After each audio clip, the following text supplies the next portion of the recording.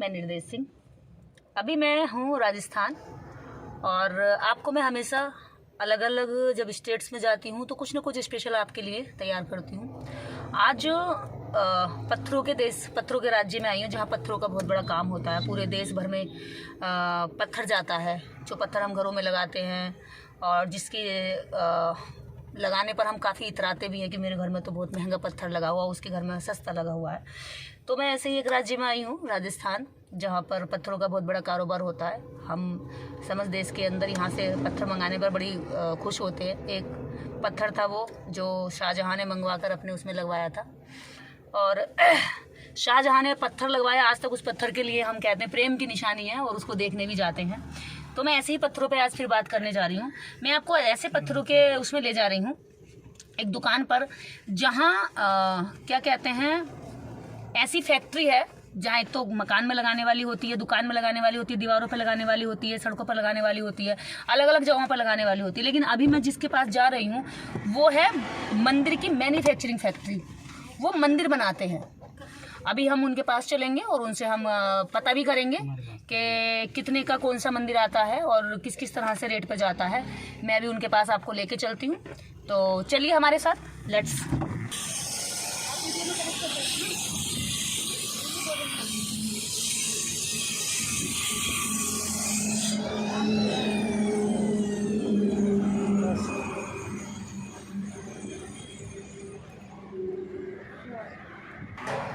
अच्छा, क्या क्या बनता है इसका? सब बनता है, मूर्ति वूर्ति वगैरह, छतरी, मूर्ति और मंदिर भी बनता है। मंदिर में बनता है? ये अच्छा बन रहा है ना मंदिर। अच्छा, ये सब मंदिर तैयार हो रहा है। अच्छा, मंदिर के पार्ट्स बन रहे हैं। तो आप ही बनाते हैं इसे? अरे वाह, बहुत बढ़िया। तो आपकी बहुत अच्छी कारीगरी है, तो हम देख के खुश हो गए, इसलिए हम मुझे वीडियो बना लें। इतनी बढ़िया कारीगरी बना रखी है आपने। तो ये इसके अलग अलग कारीगर होते हैं या केवल कटिंग कर रहे हैं आप? अलग अलग होते हैं। ये जो नक्काशी हो रही है इस पर, इसका मान लो छोटा मंदिर बनवाना हो तो कितने तक का पड़ जाएगा? आप पूरा कर दे, भर देते हैं ऐसी रहेंगे? नहीं, ये सारे लाइट सीमेंट से भरा जाता है। अच्छा, बढ़ जाएगा यानी? हाँ। ये ऐसे दिखाई नहीं देगा ना बाद में? नहीं देगा दिखाई। चलो, और अगर मूर्तियाँ बनवाएं तो? मूर्ति तो कितने की बनवाओगे? मान लो मेरे बराबर मूर्ति बननी है, वो 4.5 लाख रुपये। 4.5 लाख की? अच्छा हाँ, अच्छा, इसी पत्थर की? इसमें नहीं, और कोई से पत्थर? मार्बल बनानी पड़ेगी। मार्बल में कौन कौन से पत्थर यूज़ करते हैं आप इसमें बनाने के लिए? मूर्ति में तो मार्बल ही होता है। मार्बल। अच्छा, और जो शाहजहाँ के ताजमहल में लगा हुआ है वो तो कौन सा पत्थर है? वो तो यही है। ये पत्थर है? हाँ। ये हम नीचे चलते तो हमें तो ये वाला दिखता है ना, यही बाहर है। की तरफ। बाहर की तरफ। बाहर की तरफ यही है। अच्छा, तो इतना बड़ा मंदिर आप कितने बता रहे हैं? 35,000। 35,000 में। और छोटा बनवाएंगे तो? और कम हो जाए। मान ली वाला इतना छोटा बनवाएं? ये हाँ? 15,000 रुपये 15,000 का? 15,000 में आप टोटल बना के दे देंगे? बना के दे देंगे। कंप्लीट जो चल जाए आप बना के दे देंगे या कंप्लीट फिर का खर्चा आपका अलग से होगा? या ले जाने का? हाँ, ले जाने का। वो अलग रहता होगा। कितना पत्थर लग जाएगा इतने बड़े उसमें बनाने में? पत्थर तो कम ही लगता है लेकिन लेबर ज़्यादा लगती है। हाँ, लेबर चार्जेस। तो इसकी जो नक्काशी करते हैं, ये जो कटिंग करते हैं, इसके आपके पास अलग कारीगर रहते हैं? कारीगर तो यही है, ये क्यों होता है कारीगर? ये जो ये चल रहा है, ये कितना अच्छा डिज़ाइन बनाते हैं आप लोग। ये यही देखो, कारीगर बनाते ये हैं। कितनी खूबसूरत डिज़ाइन बनाई हुई है। अच्छा, ये जो कलाकार है पैतरा की, इनके बाबा दादा करते थे? नहीं, शुरू से यही काम होता है। हाँ, इसीलिए इतनी परफेक्ट। राजा महाराजाओं के ये बनाता हूँ, उनके बाप दादा खानदानी होंगे। ये तो कोई जरूरत नहीं है खानदानी का। खानदानी पैसे तो बहुत सारे खत्म हो गए, छूट गए, वो खत्म हो गई। सभी इधर हो गए।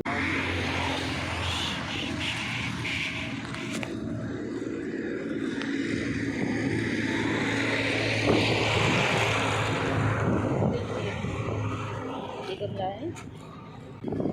तो अभी हम आपको ये दिखा चुके हैं, एक ये है और ये बड़ा वाला भी दिखा पीछे तक। इधर ये सारा रोटेट कर लो, दिखा दो एक बार।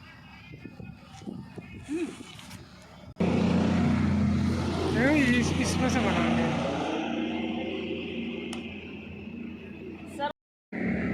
जब पत्थर मारो सर में, फूटेगा क्या? सर, है ना? तो ट्राई करके देखें। मैंने आपको अलग अलग पत्थर दिखाए। जो पत्थर मोटे मोटे आते हैं ये मैं आपको सामने दिखा देती हूँ। ये जो मोटे मोटे एक तरह से ढेर है पूरा पत्थरों का, पूरा पहाड़ काट के लाए होंगे, इतना जितना जितना इनकी क्षमता होगी काट करके, फिर उसको एक शेप देते हैं। और शेप इतनी खूबसूरत कि आपका आकर्षण आप रह नहीं पाओगे। मैं अभी दिखा कर लाई हूँ ये जो पत्थर से मंदिर बना है। ये कहीं कहीं फैक्ट्री है कपड़ा बनाने की, जूता बनाने की, चप्पल बनाने की, चिप्स बनाने की, आटे की, रोटी की, यानी कि अलग अलग चीज़ों की फैक्ट्री है। कहीं गाड़ियाँ तैयार होती हैं, कहीं हवाई जहाज़ तैयार होता है, तो कहीं पर सुई की फैक्ट्री भी होती है, सुई तैयार होती है, फावड़े तैयार होते हैं, हल तैयार होते हैं, यानी कि हर चीज़ की मैन्युफैक्चरिंग है। ऐसे ही मंदिर की भी एक मैन्युफैक्चरिंग है, एक मार्केटिंग है।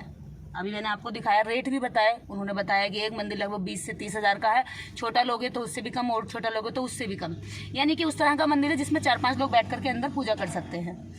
तो मंदिर एक मार्केटिंग है, ये आपको मैंने यहाँ से दिखा दिया है। मेरा किसी की भावनाओं को आहत करने का मकसद नहीं है। बनाए लोग जितना चाहे मंदिर बनाएं, जितना चाहे उन पर सर पटके।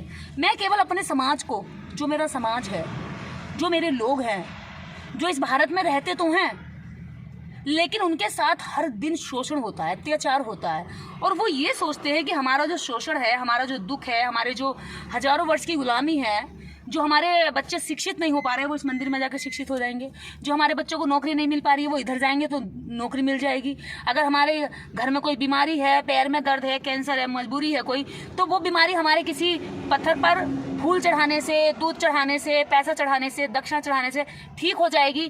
तो ये आज तक ना हुआ है किसी के साथ, ना होगा। ये एक मानसिक रूप से एक स्थिति है जो कई बार हमारे लोगों में इसलिए बिठा दी गई ताकि वो अपने हकूक की लड़ाई ना लड़ सके। तो इन पत्थरों का मैंने बता दिया, ये पत्थर एक मैन्युफैक्चरिंग फैक्ट्री, उन्होंने खुद बताया कि हाँ हम यहाँ पे पत्थरों से मंदिर का निर्माण करते हैं। यहाँ पत्थरों से कारीगर ने बताया कि हम अपनी कला से इतनी खूबसूरत मूर्तियां बना देते हैं कि आपको देखकर ऐसे लगेगा कि देखते ही रहो। हाँ, अभी हमने देखा भी कितनी खूबसूरत खूबसूरत मूर्तियां हैं। वो कह रहे हैं अगर आपका फेस जैसा होगा हम वैसा ही बना देंगे। यानी जो देवता हैं, जो मूर्तियां हैं, ये किसी कलाकार की कला है, ये किसी कलाकार की कला है, उसका अपना टैलेंट है, ना कि ये किसी ऊपर से उतरी हुई कोई देवीय शक्ति है या इसमें कोई शक्तिशाली है। इसको तो हमने बनाया है, हम खुद ही मूर्ति खरीदते हैं, खुद ही उसका पैसा देते हैं, खुद ही उसे स्थापित करते हैं, और फिर खुद ही उसके आगे कहते हैं कि हमें धन दे दे, हमें मकान बनवा दे, हमारी दौलत, हमारी लॉटरी लगवा दे, हमारा पैसा मिलवा दे, या हमारा मकान बनवा दे। यानी सारी मांग उसी से करते हैं जो खुद से खरीद कर लेकर आते हैं।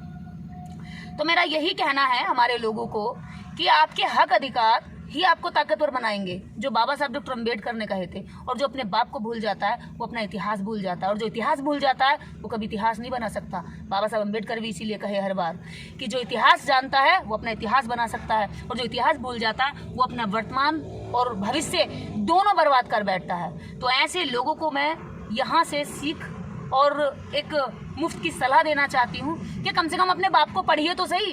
अगर पढ़ने के बाद आपको लगे कि वो गलत कह रहे हैं, उससे आपका जीवन परिवर्तित नहीं हो सकता, तो मुझे लगता है फिर आपको और कोई रास्ते चुनने चाहिए, फिर आपको बुद्ध को पढ़ना चाहिए। लेकिन आप एक बार पढ़ेंगे तो आपको लगेगा कि जीवन में चमत्कारिक परिवर्तन होने लगे। जो आपकी बात नहीं मानेंगे वो कल को आपकी बात भी मानने लगेंगे। जो आपसे कल तक आपको डराते थे, जब ही बोलने लगते हो तो वो सामने वाले जो डराते थे वो आपसे डरने लगेंगे। लाठियां भांजी गईं, रक्त निकला उनका, लेकिन किसी को दया नहीं आई। इन्हीं कलाकारों ने तो अपनी पैसा लेकर के मूर्ति बना दी, लेकिन जब कोई इसके अंदर एक चुटिया वाला बैठ जाता तो वो उसमें देवदासियां तक रखी, उसमें शोषण किया, लोगों का धन लेकर के चढ़ावे के नाम पर पे औरतों के गहने, औरतों के क्या कहते हैं श्रृंगार की वस्तुएं तक नहीं छोड़ी, उनके बाल तक बेचते हैं। तमिलनाडु में है एक मंदिर, बालों तक को बेचा जाता है, बालों का व्यापार होता है। तमिलनाडु के एक मंदिर में महिलाएं बाल देती हैं कि कोई बीमारी कट जाएगी या उनकी कोई मन्नत पूरी हो जाएगी, तो बहुत खूबसूरत बाल महिलाएं काट करके उस मंदिर में चढ़ाती हैं।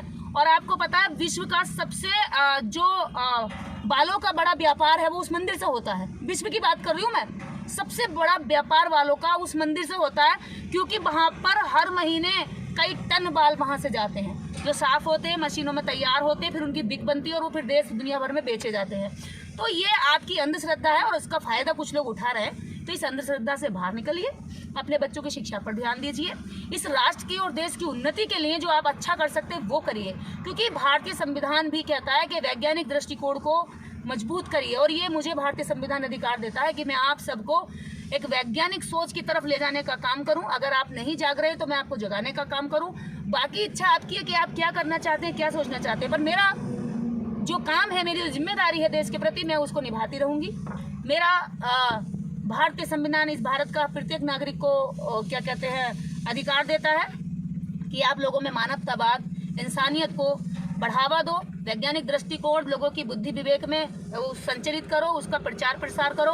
और वो बस एक ये जिम्मेदारी अपनी निभा रहे हैं हम। इसमें कुछ लोग हमें पागल भी कह सकते हैं, इसमें कुछ लोग हमें ये भी कह सकते हैं कि तुम्हारी जान को खतरा है, धमकी भी दे सकते हैं, गाली भी दे सकते हैं। भाई तुम्हारे पास गालियाँ, लेकिन हमारे पास देश को और समाज को देने के लिए प्यार है और वैज्ञानिक दृष्टिकोण है और अपनी जिम्मेदारियाँ हैं जो हम निभा रहे हैं। इसी के साथ जय भीम, जय भारत।